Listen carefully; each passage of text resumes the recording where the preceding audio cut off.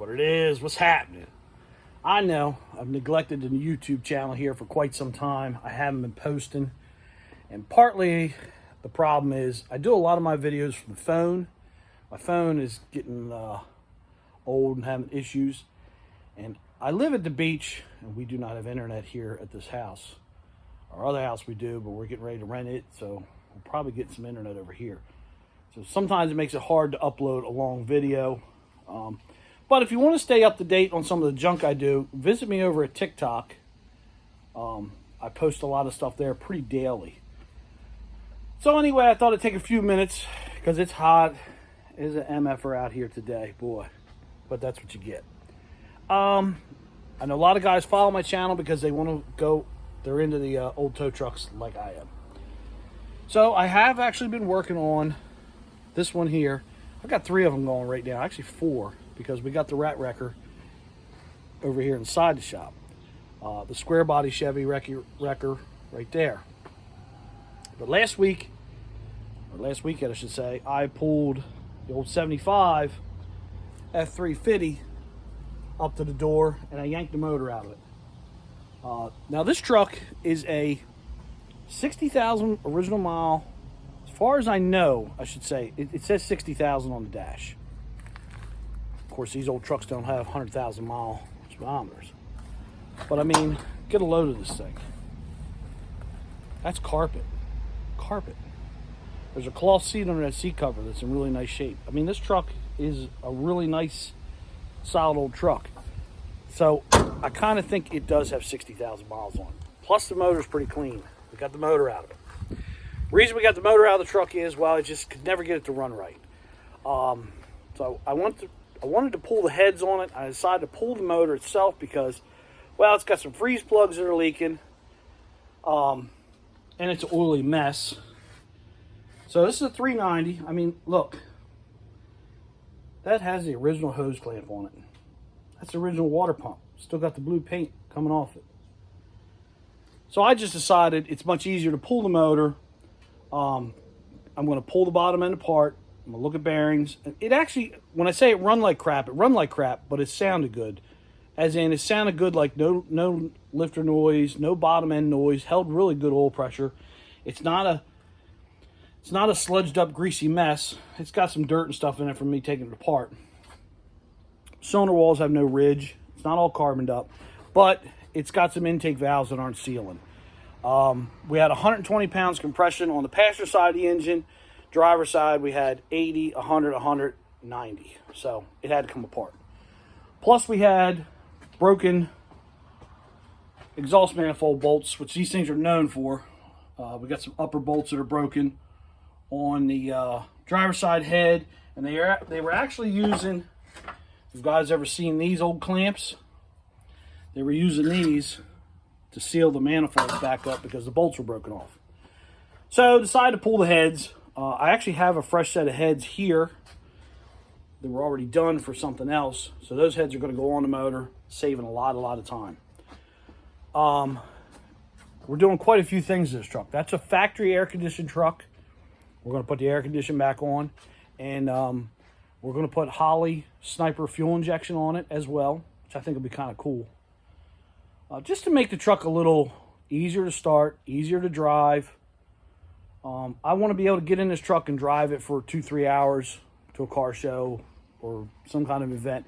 It's a toy. I mean, let's get real. We're not towing cars with a 1975 truck. But what's cool about this old truck is it's a Ranger XLT. So if you guys are not really up on the dense side trucks, Ranger XLT, trim. There she is right there, Ranger XLT. It's got all the ginger. We got stainless mirrors. You got trim here, trim on the back of the cab light. We open the door up. They got the deluxe door panels with the pockets at the bottom. Carpet, like I said, AC, wood grain dash, cloth seat, headliner. Obviously it needs to be redone, but the point is it had cloth headliner. Where 90% of tow trucks didn't have this. You didn't have carpet in a tow truck back in the 70s. They had vinyl seat, vinyl floor. Now it does have roll-up windows. But you didn't have the door panels that had the fabric in, well, this isn't fabric, but vinyl insert with the trim. And I mean, granted, it needs to be redone or replaced. But my point is, at the end of the day, this was a loaded up truck. But what makes it even more special is this wrecker unit. This wrecker unit is a Holmes 500. You found 500 wrecker units on, this is only a 1-ton truck. You'd find a wrecker unit on a F600, F700, something of that nature. You never found them on a small truck like this. So it kind of makes this truck kind of cool. I've owned tons and tons of wreckers. So for the guys that regularly follow my channel know that I'm into these old trucks. So this is kind of an odd bird to have all this luxury. Power brakes, power steering, that's pretty standard on most of these trucks. But she was loaded to the max. I mean, she was a cool piece. The only thing that would have made it cooler is if it did have power windows and it did have tilt wheel. Does not have tilt. It would have been cool if it had tilt. I'm not 100% sure if they offered tilt wheel in a stick shift column back then or not. I've only seen one truck in my life, a dent side, that had factory power windows, and it was a super cab full-wheel drive truck that a guy I knew had years and years ago. I don't even know if they had power windows. Maybe somebody that knows these trucks a little bit more than I do would know. So we're making this truck a driver, a toy, kind of like we're doing with the square body Chevy. Square body Chevy, I just stopped because, well, you run out of cash. I have most of the stuff. I've been buying parts for that truck over the last 2 years, so I have a ton of stuff. That's why I tore into the motor. I've got all the stuff to do the brakes. I've got everything to go through the entire motor. The only thing I don't have is I don't have the sniper fuel injection and stuff like that, but I guess I'll warm the credit card up and we'll make that purchase. The square body, well, she's still squaring. She's running. She's together. We still got a few more things to do to it. I got to get a hose, radiator hose that's going to fit this correctly because I want a molded hose. I don't want some flex hose garbage. I want a factory molded hose. So this outlet is bigger than what the truck originally came with. So every time I go to get a radiator hose for this thing, I get the wrong one. It's too small. But we did get our, last time I shared any updates, we did get our trans cooler in. I had to make a new bracket for here because our trans cooler is so wide. It uses all 6AN hoses and lines and fittings. And we did it all the way down to here. In the process, we found, this is just pinching my return line off from our pump because we found out our gas tank is no good. So we got the tank out of the truck right now, and right now we're just running it off of that antifreeze drop. So I haven't really done a whole lot more. I mean, we got the fenders all lined up, we got the front end all lined up, and just haven't really touched on it a whole lot. I don't know, I kind of jump around a little bit on projects, which I know is a bad idea, but it is what it is. I thought, in my thinking in my head is, this blue wrecker, we can have it done in a month or two, roadworthy. There's a show in November over in New Jersey, which is where that truck came from. I would very, very much like to take that truck to this show in November. And I think it's very possible.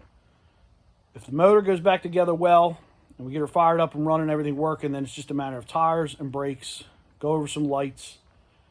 The light bar on the roof, the lenses are busted up. So I either got to replace the light bar or try to find lenses for it. I'd like to find lenses for the original light bar, since that's the original light bar that was on the truck. We got to put the rubber strip back on the front bumper and clean it up and paint the front bumper.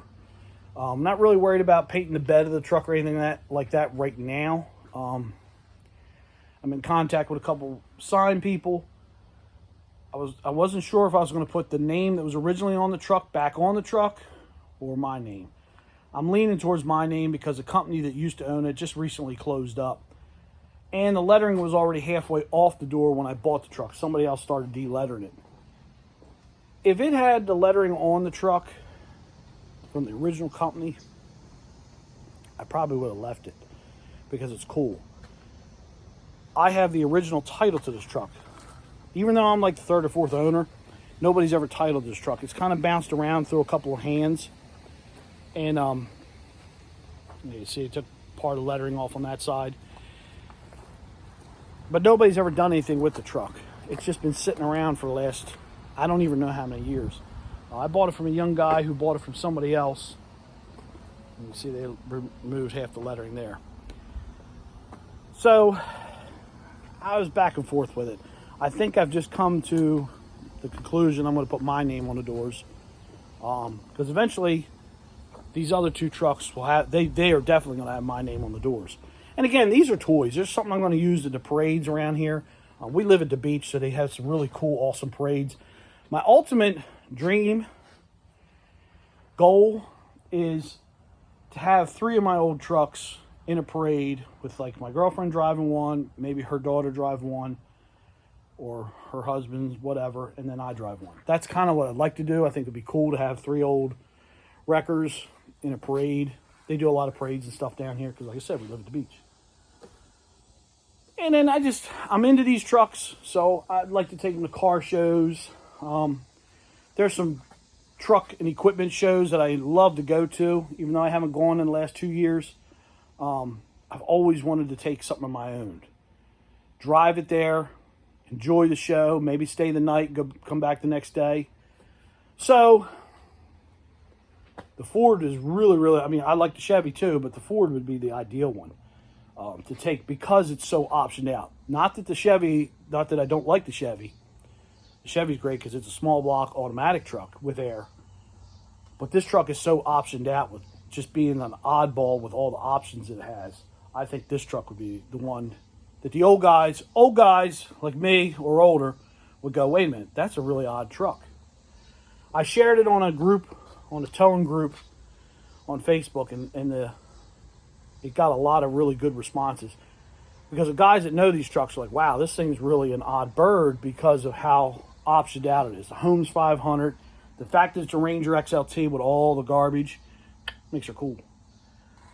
As far as the little 49 Chevy goes, I've been picking at little projects with it. I made these new body mounts, cab mounts. I made 4 of these.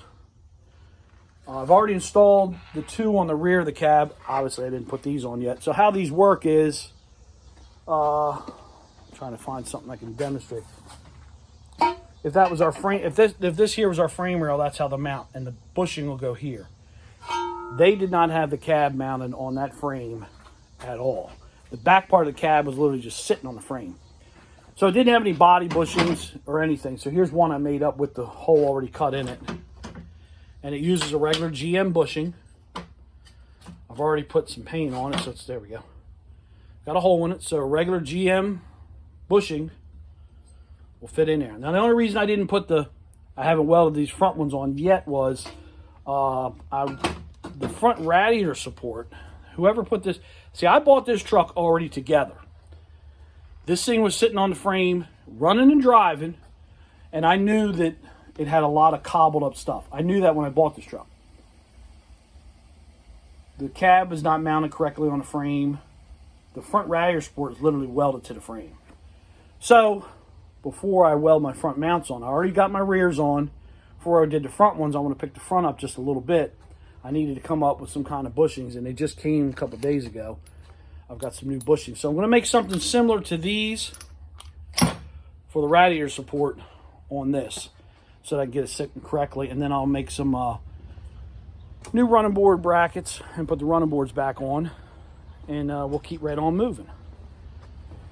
So you can see here, there's our rear ones. So now the rear of this truck, now the cab is sitting and bolted down.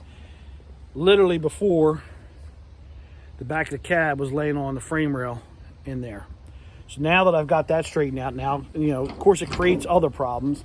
Our clutch pedal rubs against the floor. But that's all minor stuff that I can address once the front of it is bolted back down. We've got a new motor for this truck. This motor runs, but it just smokes a little bit. I picked up a really good low mileage 350. Cleaned it up, resealed it. It's ready to go in the truck. But I wanted to get the body mounted and straightened out before I did anything else. So look, I'm gonna end the video there because it's hot, and I've got a Nissan over here that I'm doing some timing chains in. And these jobs is what pays for the toys. So this right here is my Holley Sniper fuel injection money. We're doing some timing chains in her. We already got our main chain in and done. And these things are known for it. These Nissans, they are known for timing chains. And this one was rattling. This thing, the chain was so stretched that it rubbed the cover. And I know a lot of you guys don't really care to watch me work on some late model piece of garbage. But this is what I do for a living. And this is what pays for the toys. So I'm going to wrap this project up for today. We didn't get no air conditioning in here yet. So it's warm. So I'm going to have to turn on the old 2-speed air condition so I can get to work. So look, holla at your boy. Keeps it reals. And I'll try to be a little more better at getting some more videos out here on the old YouTubers. Holla at your boy.